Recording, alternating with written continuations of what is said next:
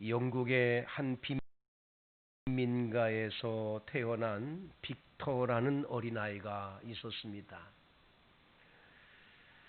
어린아이 때부터 말이 어눌해서 다른 아이들하고 이렇게 똑같이 얘기를 좀 잘하면 좋은데 수줍음이 많아서 언어적인 또 약해서 말투가 어눌하니까 동네 아이들로부터 늘 놀림을 받곤 했던 아이였습니다.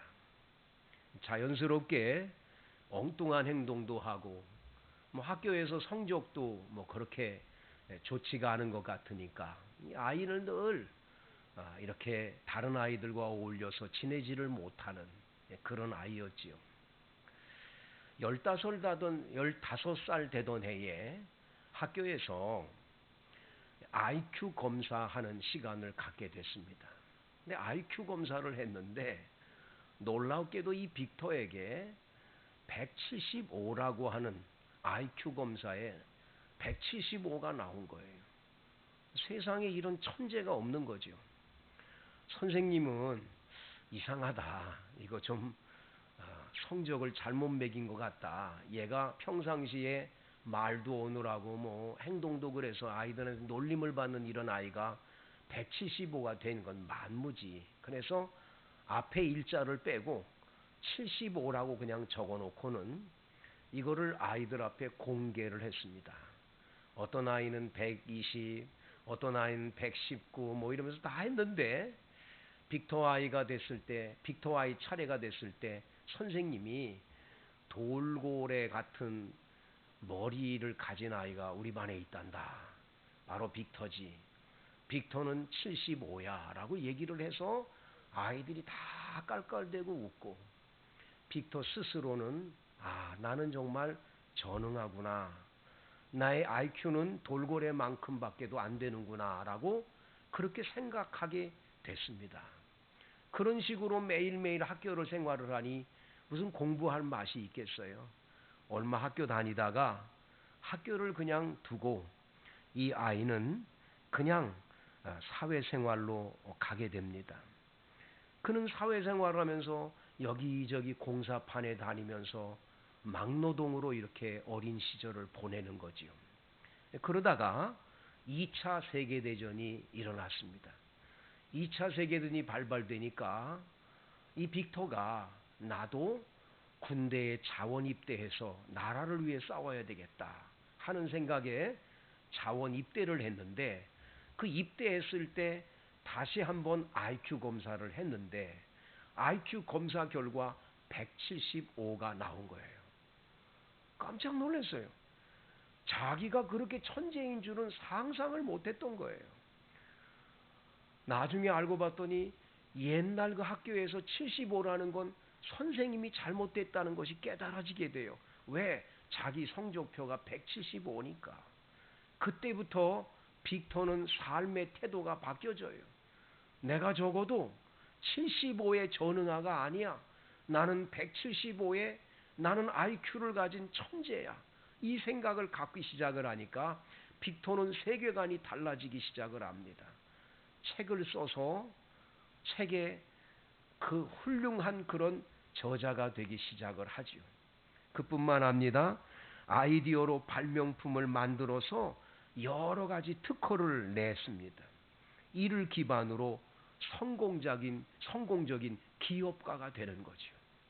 나중에 1953년에 이 멘사라고 세계의 IQ 148 이상인 사람들만 모여서 인류 발전에 이바지하려고 만드는 이 멘사의 초대 회장이 바로 이 빅터 이분이 되는 거예요. 이거는 그냥 있었던 얘기가 아니라 실제적으로 있었던 이야기예요. 여러분, 우리가 신앙생활을 하면서 내가 누군지를 잘 모르고 살면 우리는 한낱 세상에서 그냥 왔다가 그냥 세상을 떠나는 그런 아무것도 아닌 인생으로 전락하기가 쉽습니다. 그러나 여러분 한 분 한 분은 얼마나 하나님께서 소중한 분들로 채워졌는지 몰라요. 우리가 이걸 모르기 때문에 빅터처럼 나는 바보야, 나는 세상적으로 성공한 게 한 가지도 없어. 나는 배우지도 못했고 돈도 많이 가진 게 없고 나는 이렇게 못났어. 늘 그런 열등의식에 쌓여 살게 되죠. 그러나 우리 하나님의 말씀을 가만히 들여다보면 하나님은 우리 한 사람 한 사람을 그렇게 세운 게 아니라고 말씀해요. 그래서 여러분들은 자기 아이덴티티라고 자신들의 정체성을 알아야 돼요. 내가 누군 줄 아는 게 굉장히 중요해요. 나는 천재가 아닌 바보다. IQ 75다. 그렇게 인생을 살아가는 게 아니라 적어도 나는 175인데 내가 천재인데 내가 나 자신을 몰랐구나. 이 깨달음이 우리에게 필요한 줄로 믿습니다. 오늘 바로 그러한 부분을 여러분과 저에게 하나님은 가르쳐 주세요. 여러분이 누구냐?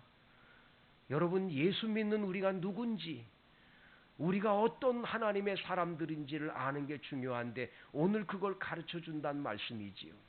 다 같이 한번 3절 보세요. 여러분 어떤 사람인지 가르쳐 줍니다. 시작. 찬송하리로다. 하나님 곧 우리 주 예수 그리스도의 아버지께서 그리스도 안에서 하늘에 속한 모든 신령한 복을 우리에게 주시되. 여러분들은 신령한 복을 받은 자라는 걸 잊으면 안 돼요. 나는 신령한 복을 받은 사람이다. 하나님 아버지께서 그리스도 안에서 하늘에 속한 모든 신령한 복을 바로 나에게 줬다. 나는 신령한 복을 받은 사람이다. 이걸 기억해야 돼요. 세상 사람들이 모르는 복이에요. 이건 우리만 아는 복이에요. 이건 비밀스러운 거예요. 세상 사람은 절대 이 복을 받지 못하기 때문에 그 사람들은 몰라요. 우리만 이 복을 받은 거예요. 예수 안에 있는 사람만 이 복을 받아요. 그래서 오늘 성경에 보면 여기 이렇게 나와요. 그리스도 안에서 하늘에 속한 모든 신령한 복을 우리에게 줬다 그랬어요. 그리스도 안에서 그랬어요. 여기 에베소서 1장만 해도 그리스도 안에서, 예수 그리스도 안에서, 그의 안에서 이런 단어가 14번이 나와요. 14번. 여러분 아웃사이더와 인사이더 아세요? 이 아웃사이더와 인사이더가 있거든요. 바깥에와 안에예요. 근데 요즘 젊은 아이들은 이거를 인싸 아싸라고 그래요. 예? 인싸는 인사이드예요. 들어와 있는 거예요. 쟤는 아싸야. 그러면 아웃사이더라고 그래가지고 쟤는 우리 팀이 아닌 거예요. 제가 우리 팀이면 뭐예요? 쟤는 인싸야. 우리 팀이야. 그런 얘기예요. 근데 여러분 예수 그리스도 안에서 여러분 예수 그리스도 안으로 들어왔냐 이거예요. 예수 그리스도 밖에 있느냐 이거예요. 예수 그리스도 안에 들어온 사람은 신령한 복을 받은 자라는 거예요. 아멘입니까? 여러분 예수 안에 거하세요? 그러면 여러분은 신령한 복을 받았어요. 근데 여기 보면 이 3절 말씀 끝에 우리에게 주시되 그랬어요. 주시되. 이 주시되라는 말의 뜻은 이게 이미 줬다는 거예요. 앞으로 줄 거라는 게 아니에요. 뭘 잘해가지고 받는 게 아니에요. 이미 받았다는 거예요. 지금 주겠다는 것도 아니에요. 이미 벌써 줬어요. 이 예수 안에 있는 사람은 이걸 이미 받았다니까요. 그래서 여러분과 저는 이미 이 신령한 복을 받은 자로 살고 있다는 걸 기억해야 돼요. 그러면 신령한 복이 뭐냐 이게 보니. 4절 보세요. 4절에 시작. 창세전에 그리스도 안에서 우리를 뭐 했어요? 택하사 우리로 사랑 안에서 그 앞에 거룩하고 흠이 없게 하시려고. 그러니까 여러분들과 저를 하나님이 신령한 복을 주었다는데 신령한 복이 뭐냐? 그건 하나님이 여러분과 저를 창세전에 택했다는 거예요. 창세전에 여러분과 저를 택했다니까요. 얼마나 감사한 일이에요. 나를 선택을 했어요. 하나님이. 근데 언제 선택했냐? 이 우주 만물이 창조되기 이전에 이미 하나님은 이 땅에 나를 보낼 거를 아시고 그 아들 그 딸을 이 땅에 보내면서 내가 앞으로 얘는 내 아들 되게 해야지, 내 딸 되게 해야지. 하나님이 이미 선택을 했다는 거예요. 택해줬다는 거예요. 택한 사람하고 택하지 않은 사람하고는 다른 거지요, 여러분. 아주 다른 거지요. 하나님이 여러분과 저를 택했다. 이것처럼 감사한 일이 없는 거지요, 여러분. 초등학교 5학년 때 일인데요. 초등학교 5학년 때 담임 선생님이 한 번은 오더니 우리 반에서 과학 경시대회를 나갈 한 친구를 선택해달라고 지금 연락이 왔는데, 우리 반에서는 말이야, 최재곤이 네가 나가야 되겠다. 그리고 선택했다. 얼마나 그날 선택받은 기쁨이 컸겠어요? 예? 집에 오는데 그냥 가방이 얼마나 가볍고 얼마나 기분이 좋은지. 야, 내가 다른 아이는 몰라도 나를 하나님 저 선생님이 나를 선택해줬어, 택해줬어. 얼마나 기쁜지 말이죠. 집에 와가지고 엄마 선생님이 나를 과학 경시대에 나가라고 그래. 나를 택해줬어. 너무너무 좋다고.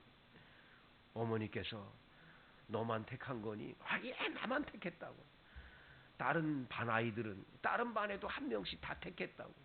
그러면 학교에서 12명을 선택한 중에 너 들어간 거구나. 너무 그렇게 좋아하지 마라. 그래가지고 제가 그냥 기분이 싹 그냥 잡쳤지만 하여튼 택했다는 게 기분이 아주 굉장히 좋았던 기억이 있어요. 수많은 세상 사람이 있는데 그 중에서 콕 찍어서 너 내 아들이야, 택해줬다는 게 얼마나 감사해요. 이사야 43장 1절 말씀, 여호와께서 야곱아, 여호와께서 이제 말씀하시느니라. 이스라엘아, 너를 조송하신 자가 이제 말씀하시니라. 내가 너를 택했고 내가 너를 지명하여 불렀나니 너는 내 것이라고. 하나님이 여러분과 저를 지명해서 딱 택해가지고 하나님의 자녀 삼으셨으니 얼마나 감사한 일이냐 말이죠. 이게 신령한 복이 아니고 뭐가 복이겠어요. 하나님이 나를 택했다. 아멘입니까? 자, 그렇게 택했는데 왜 택했다고 그랬어요? 거룩하고 흠이 없게 하시려고. 그 다음에 5절 시작. 그 기쁘신 뜻대로 우리를 모아사 예정하사 예수 그리스도로 말미암아 자기의 아들들이 되게 하셨으니. 할렐루야. 이 얼마나 감사한 일이에요. 하나님이 예정을 하셨대요. 미리 정하셨대요. 여러분과 저를 하나님의 아들, 딸로 미리 정하셨다. 이 얼마나 감사한 일이냐 말이죠. 다른 사람이 아니라 나를 미리 이렇게 오래전에 미리 정하셨다는 거예요. 이 얼마나 감사한 일이냐 말이죠. 그래서 여러분과 저를 프로오리조라고 하는 이 단어, 프로오리조라고 하는 헬라어 단어의 뜻은 미리 결정하다 그런 뜻이에요. 미리 결정하다. 예정을 했어요. 미리 이미 결정을 했어요. 너는 내 아들로 결정했다라는 거예요. 그래서 때가 되면 여러분들을 불러서 이 하나님의 아들, 딸이 되는 걸 깨달아 알게 하셔서 오늘 저와 여러분이 살게 된 줄로 믿습니다. 얼마나 감사한 일이에요. 그래서 여러분, 우리 장로교라고 그러잖아요. 우리 교회가. 이 장로교의 교리 가운데 가장 여러분 우리들이 깨달아야 될 한 가지 귀한 교훈이 하나 있는데, 우리 장로교 교인은 이건 분명하게 믿어야 돼요. 그것은 칼빈이라는, 요한 칼빈이라고 하는 분의 얘기가 이건데요. 그분은 제네바에서 장로교회를 제일 처음으로 세운 분이에요.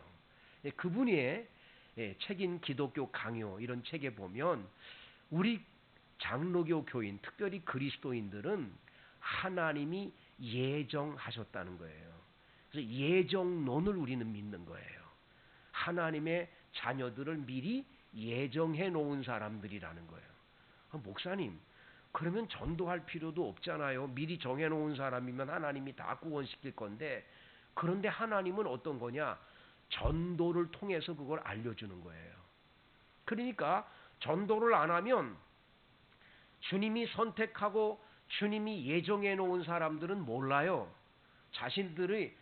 그런데 우리가 가가지고 예수 믿으세요, 구원 받으셔야 돼요 얘기를 했는데, 예정된 사람들, 하나님의 택함 받은 사람은 마음이 열려져서 나도 교회 나가야 되겠구나.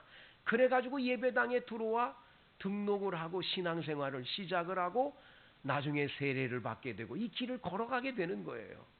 이것은 다 하나님의 예정 안에 이 모든 일이 있는 줄로 믿습니다. 그런데 어떤 사람은 안 믿어요. 끝까지 안 믿으려고 그래요. 교회 다니는 것들, 예수 믿는 것들 그냥 잘못됐다는 얘기를 하면서 교회를 비판하기 하면서 예배 안 다니고 예배당 다니는 걸 절대로 거부하고 안 믿는 사람이 있어요. 그런데 하나님이 예정해 놓고 선택한 사람은 어떡할까요? 하나님이 가만 안 둬요. 나중에는 어떡하냐? 나중에는 병원에 침대에 누워서라도 마지막까지 넌 내 아들인데 어디 가느냐? 끝까지 주님이 추격해서 끝까지 가가지고 다리 몽댕이를 부러뜨려서라도 너는 내 아들이라니까 알려줘서 주 앞으로 돌아오는 사람이 꼭 있어요. 그렇기 때문에 우리는 포기하면 안 돼요. 여러분들 중에는 전도하다가 포기한 분들이 많을 거예요. 아무개는 안 믿을 것 같아. 아유, 저 사람은 안 택했나 봐. 포기하는 경우인데 절대 그렇지 않아요. 하나님은 때가 되면 반드시 기적이 일어나게 해 주시는 줄로 믿습니다. 그렇기 때문에 여러분, 신령한 복을 받은 사람은 누구냐? 예수님 안에 거하는 사람인데 어떤 복을 받았냐? 창세전에 이미 선택해 줬고 미리 주님이 정해놔서 하나님의 아들이 되게 해 주셨다. 아멘입니까? 그래서 하나님을 누구라고 불러요? 아버지. 하나님 아버지라고 부를 수 있는 특권과 은혜를 베풀어 주신 거예요. 하나님의 아들로 사니 얼마나 감사한 일이에요. 너무너무 행복하잖아요, 여러분. 여러분들은 그 복을 받은 자인 줄로 믿습니다. 그래서 여러분, 마귀는요, 여러분을 절대로 무서워하지 않아요. 여러분 우습게 알아요. 그런데 여러분이 하나님의 아들로 여러분 안에 성령님이 거하시고 예수님의 영이 거하시니까 여러분들을 보면서 마귀는 무서워하는 거예요. 뭘 보면서? 바로 여러분이 하나님의 아들이기 때문에 건들질 못하는 거예요. 성령님이 거하시고 있기 때문에 건들지 못하는 거예요. 그래서 여러분과 저는 영적으로 이렇게 신령한 복을 받았다는 걸 잊어서는 안 됩니다. 그러면 목사님, 내가 이렇게 하나님이 예정해 놓으시고 택했는데도 여전히 죄짓고 잘못된 길로 많이 갔는데, 내가 정말 말하기 쉽지가 않은데 예전에 내가 이런 죄를 졌거든요. 이건 누가 알기도 무서운 죄예요.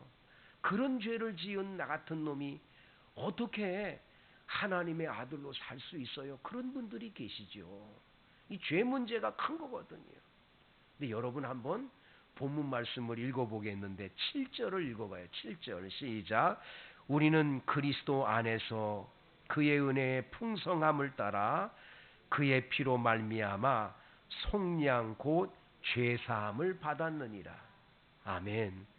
여러분들과 제가 아무리 큰 죄를 지어서 정말로 남들이 알까 두려운 죄, 부끄러운 죄, 내가 이런 죄 진 사람인데 그런 것이 있더라도 하나님이 택해하시고 하나님이 예정해서 아들 삼아주신 하나님의 자녀는 우리 주님께서 그 은혜의 풍성함을 따라 그리스도의 피, 예수의 보혈의 피로 우리를 깨끗하게 속량해 주시고 죄사함 받게 해주신 줄로 믿습니다. 깨끗하게 해주신 거예요. 얼마나 감사하냐 말이죠.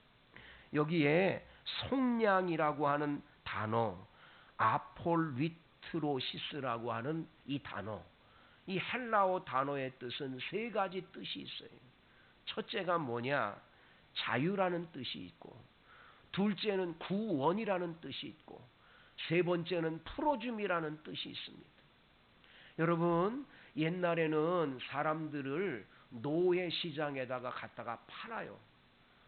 이 쇠사슬에 묶여가지고 노예 시장에 와가지고 보십시오, 이빨도 이렇게 좋고 키도 건장하고 얼마나 일 잘하게 생겼냐고, 이 사람 얼만데 사가라고. 그러면 사람들이 와서 돈 주고 그 노예를 사다가 집에서 농장에서 일을 시키곤 했던 거지요. 그런데 여러분, 그 노예 한 사람이 끌려가서 쇠사슬에 묶여가지고 이렇게 있는데 어떤 한 분이 딱 나타나더니 와가지고는 이거 얼마요? 얼마라고? 그러냐고. 내가 돈 주겠다고. 그리고는 돈을 주어서 나를 샀어요. 사자마자 쇠사슬과 쇠고랑을 찬 걸 다 풀어주고는 하는 말이, 너는 내가 샀는데 이제부터 자유인이다. 너는 노예가 아니다. 그리고 딱 나를 그냥 석방시켜줄 때 그때 쓰는 말이 바로 이 말이에요. 근데 이 말을, 속량이라는 이 말은 바로 여러분과 제가 악한 마귀의 종이 돼가지고 죄의 쇠사슬에 묶여서 우리는 죄의 종로로 타면서 그렇게 노예로 살던 우리들이었는데, 그렇게 죄로 죽을 수밖에 없는 나를 위해서 예수님이 이 땅에 와서 십자가에 딱 못 박혀 돌아가시는데, 딱 못 박혀 돌아가시는 순간 맨 마지막에 운명하시기 전에 하신 말씀이 있어요. 그건 딱 한마디예요. 테텔레스타이라는 말이. 이 말은 무슨 말입니까? 다 이루었다. 요한복음에 보면 다 이루었다 하시고 운명하셨습니다. 이 다 이루었다라는 말의 뜻은 대가를 다 지불한 거예요. 내가 이 죄의 종로로 타는 이 노예, 생활하는 암흑의 최재권이를 위해서 내가 대가를 다 지불해서 이제는 너는 자유인이야. 구원 받았어. 너는 이제는 모든 쇠사슬에서 풀려난 거야. 풀어지는 기적이 일어나게 된 줄로 믿습니다. 혹 다른 종교에서는 자기 스스로 깊은 산 속에 들어가서 자꾸만 돌을 깨우치다 보면 자기를 구원한다고 하는 그런 종교가 있습니다. 그런데 여러분, 그런 종교를 믿는 사람들한테 아주 상식적으로 얘기해 줄 수 있는 게 한 가지가 있어요. 그게 뭔 줄 아세요? 물속에 빠져서 막 허부적거릴 때 자기가 자기 머리를 자꾸 빼면서 여러분, 자기를 구원해낼 수 있을까요? 있을 수가 없어요. 그래서 자기 노력으로 득도해서 뭔가 세계를 하고 이 죄사함을 받고 구원받겠다고 하는 그런 종교는 절대로 여러분, 구원이라고 하는 걸 받기가 어렵습니다. 그런데 우리는 그냥 물에 빠져서 허덕이듯이 죄에 빠져서 이제는 더 이상 길이 없을 때에 예수님께서 오셔서 나에게 손을 뻗쳐서 건져내 주시는 이 구원의 은혜를 우리가 받게 된 줄로 믿습니다. 그러니까 여러분과 저는 신령한 복을 받았어요.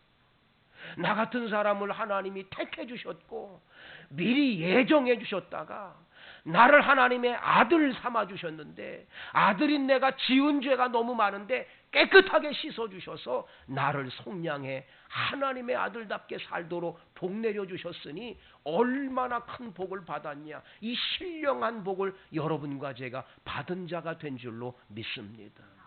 절대로 여러분 이 사실을 잊으면 안 돼요.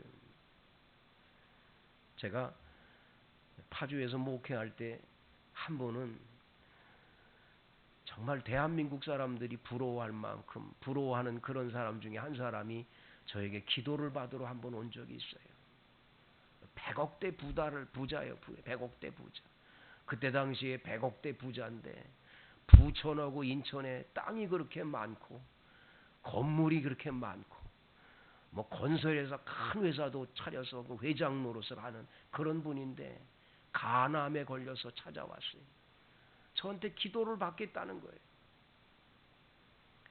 기도받으러 오자마자 이 사람이 눈이 노래가지고 황달이 되고 제대로 걷지도 못하는 사람인데 고급 세단 자가용 끌고 와서 기도받으러 온다고 저한테 왔는데, 제 앞에 오자마자 저한테 이렇게 얘기를 해요. 의사가 내 병 못 고친대요. 그런데 목사님은 뭐 얘기를 듣자 보니까 내게 기도해 주시면 뭐 효염이 있다고 하는 얘기를 들어서 왔다고 그러더라고요. 어이가 없었어요. 근데 알고 봤더니 우리 교회 집사님 한 분이 그런 얘기를 함으로 인해서 데리고 온 거죠. 그러면서 그분이 하는 얘기가 이런 얘기를 해요. 목사님, 제가 100억대 부자입니다. 이래봬도 내가 몰골이라서 그렇지 옛날엔 회장 소리 들으며 떵떵거리고 살았던 사람인데 목사님이 내 병 고쳐주시면 내가 내 재산의 10분의 1 드릴게요. 막 이렇게 얘기를 해요. 여러분 귀가 솔깃한 얘기 아니겠어요? 근데 제가 그랬어요. 선생님 뭘 모르시는데요. 그 100억이 무슨 소용이 있으세요? 그 돈 쌓아놨는데 당신 간암 하나 못 고치는 거예요. 그 돈으로. 그런데 더 문제가 뭔 줄 아세요? 세상 떠나고 나면 갈 곳이 어디냐를 정해졌냐는 거예요. 회장님이시라고 그러셨죠? 회장님, 100억 가지고 죽고 난 다음에 어디로 가실 거예요? 갈 곳 마련해 놓으셨어요? 어차피 세상은 한 번 이 땅에 왔다가 제가 지금 기도를 해서 병이 고침받아도 회장님은 또다시 나중에 죽게 돼요. 안 그래요? 죽지요. 그러면 어디로 갈 거예요? 어디로 갈 것인가를 정해 놓으셔야 되잖아요. 선생님 정해 놓으셨어요? 심각한 거죠. 그러면 제가 어떻게 하면 됩니까? 예수 믿으셔야 돼요. 교회 다니셔야 돼요. 예수 믿고 교회 다니시면 하나님이 선생님에게 죽고 난 다음에 갈 곳을 예비해 놓으셨다고요. 천국이에요. 거기 가는 게 중요한 거예요. 100억은 아무 소용 없어요. 선생님 눈 감는 순간 100억은 다 사라지는 거예요. 선생님 거 아니에요, 그거. 그거 내 거라 그러지만 세상 떠나고 나면 누구 거 되는 건데요. 심각해졌어요.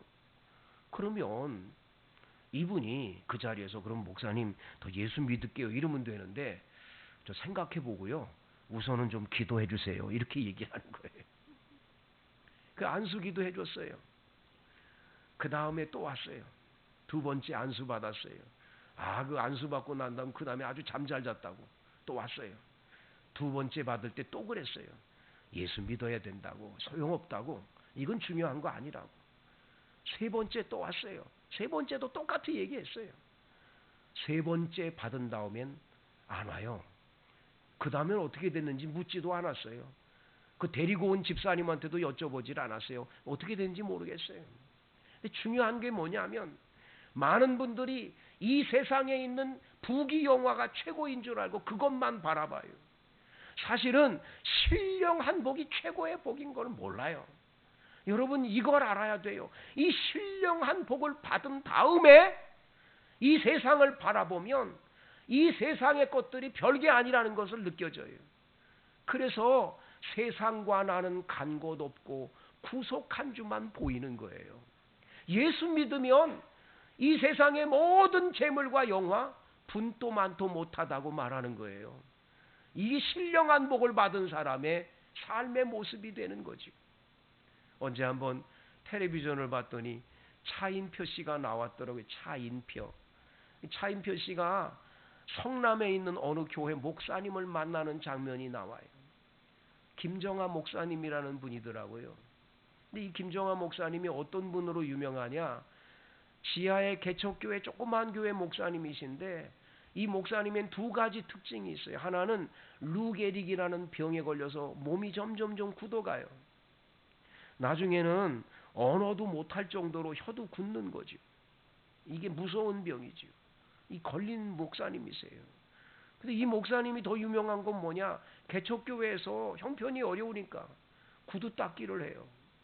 그 구두 닦기 한 돈을 벌어서 어떡하냐?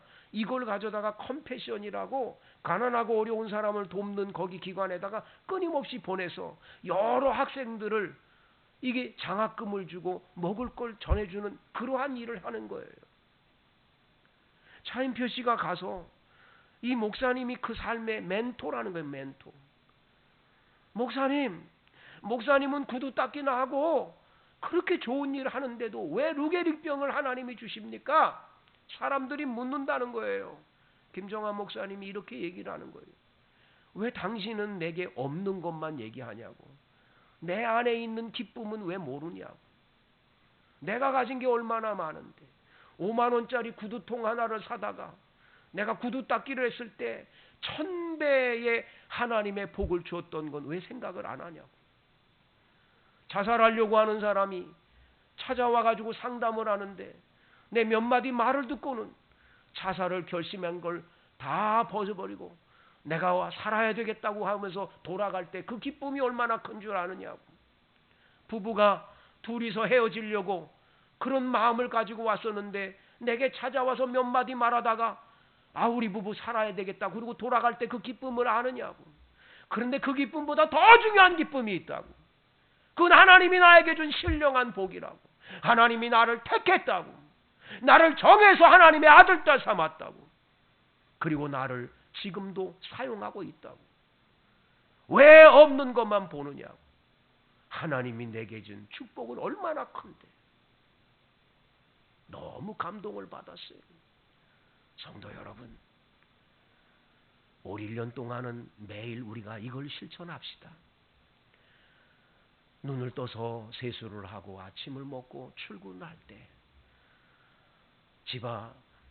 집에 대문을 열고 나가기 전에 쳐다보는 거울 앞에서 우리는 이 한마디를 하고 출발합시다. 아무개야, 너는 신령한 복을 받은 하나님의 아들이야. 하나님이 너의 아버지니까 너는 잘 될 거야. 이 한마디를 하고 하루를 시작해 보십시오. 매일매일 그렇게 살아갈 때 여러분의 삶은